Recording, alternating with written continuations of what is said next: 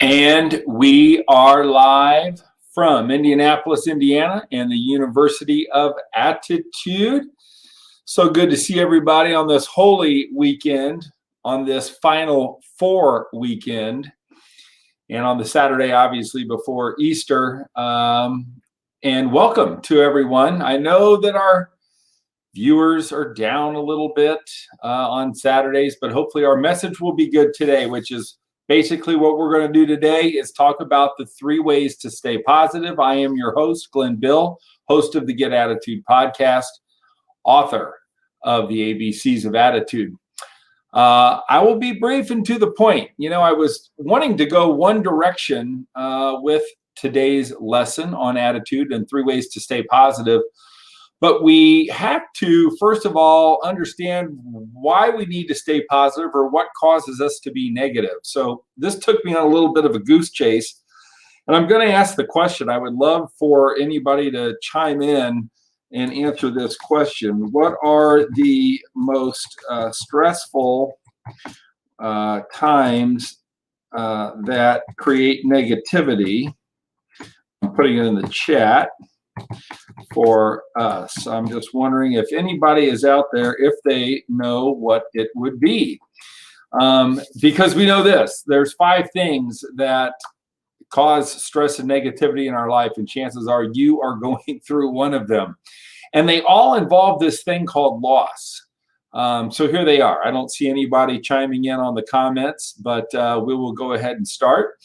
The 5 things that cause the most stress, the most negativity in your life, and the need for this lesson, will answer these, involve loss. The loss of a loved one, the loss of a spouse, right?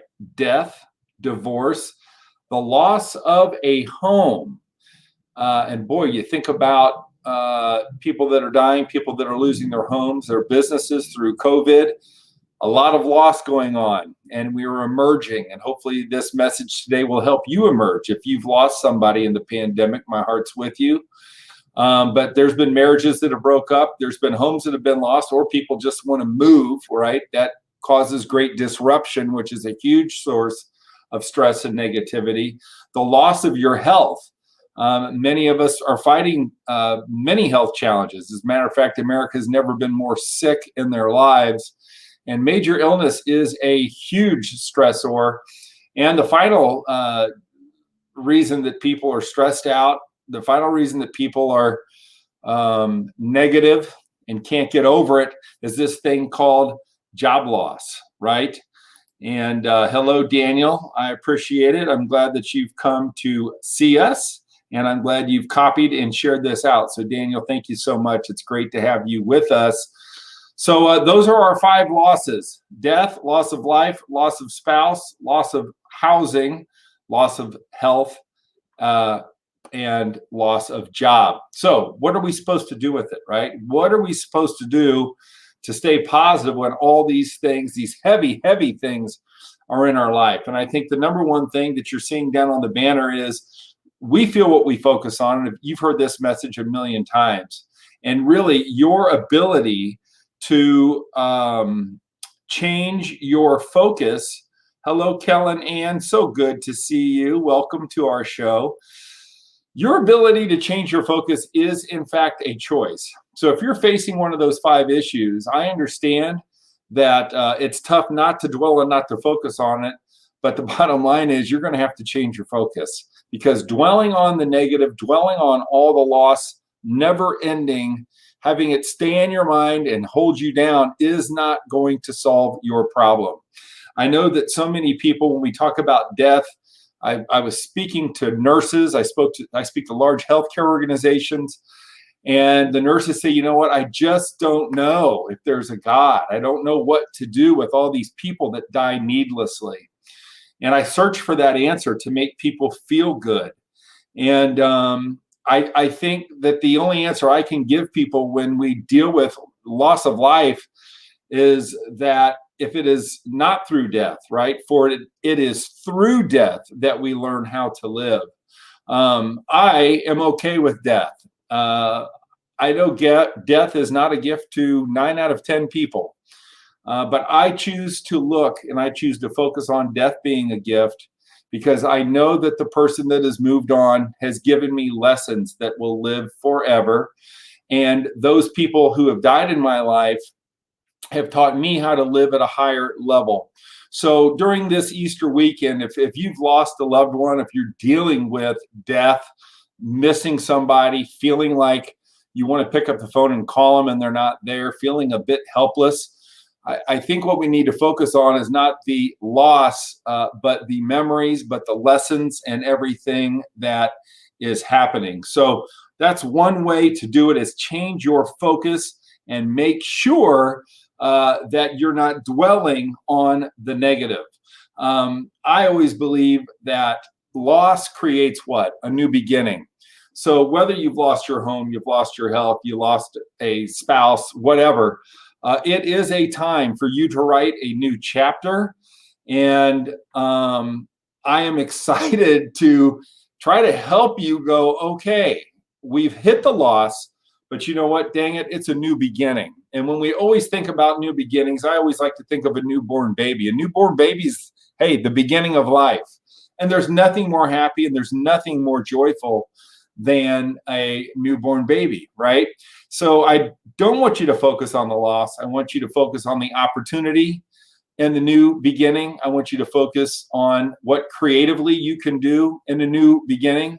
Again, happiness and positive energy is manifested through this thing called creativity. It's not consumption. We are a huge consumption society, but it is manifested through what we can do to create. That is the second thing.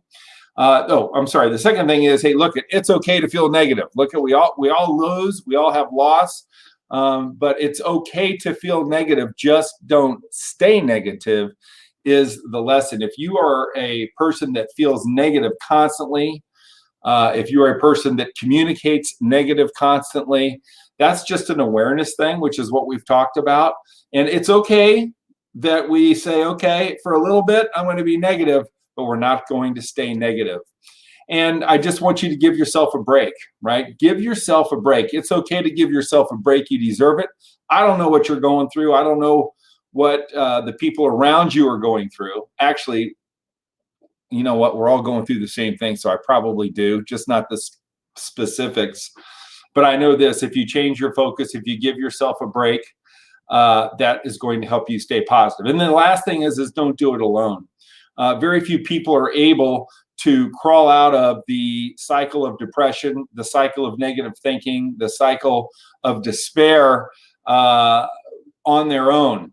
And, you know, there's a great thing called the internet. There's a great thing called YouTube. There's a great thing called Glenn Bill's attitude lessons every single Wednesday that you can go to. So don't do it alone. I hope that I can be a person that can deliver that positive message to you. We're on here every day, 3 o'clock. I want to thank you all for sharing this. Please continue to share, and please continue to comment.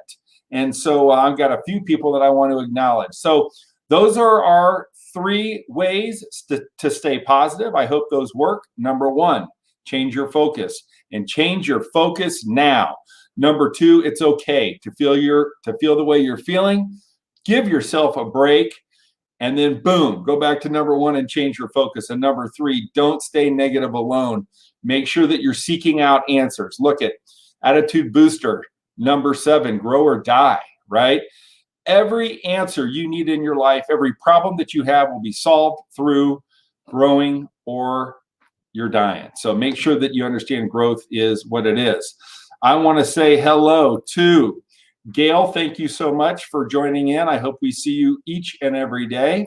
I want to say hey to my good friend Derek Bocock. To die is to gain, and I love that one. And I also want to say hello to Pavlur. Pavlur, I don't know where you're from. I would love to know where you're from. And I'm going to leave you with this quote from a book. It says, I don't know what you are facing, but after having 338 radiation seed implants for prostate cancer and seeing my PSA continue to rise over 2,400, after learning that cancer had formed masses in 7 areas of my body, my doctors told me that my chances for survival were slim and none. I told them I will take Slim. 27 years later, I am here because I was hungry to stay alive. I took care of me, continued to grow into the person that is committed to staying alive for as long as I possibly can. Someone once asked us the question, when is it that a man or a woman dies? And the answer is simply this: when their dreams die, when they stop growing, and when they stop reading. Please don't stop doing all that. Continue to live. I celebrate you all. Thank you for being here. Spread that positive message. And remember, you cannot win in life, you cannot win in business, and you cannot win in relationships unless you win in your mind first. That quote was from Les Brown's book called Hungry. And please, again, like this, share it out. We will be here tomorrow, each and every day, just to give you a little bit of positive inspiration. I went a little bit long today because it was big. And I just want to, again, thank you all for being here. Please share this out if you like it. God bless you all. Have a happy, happy Easter, and I will see you tomorrow.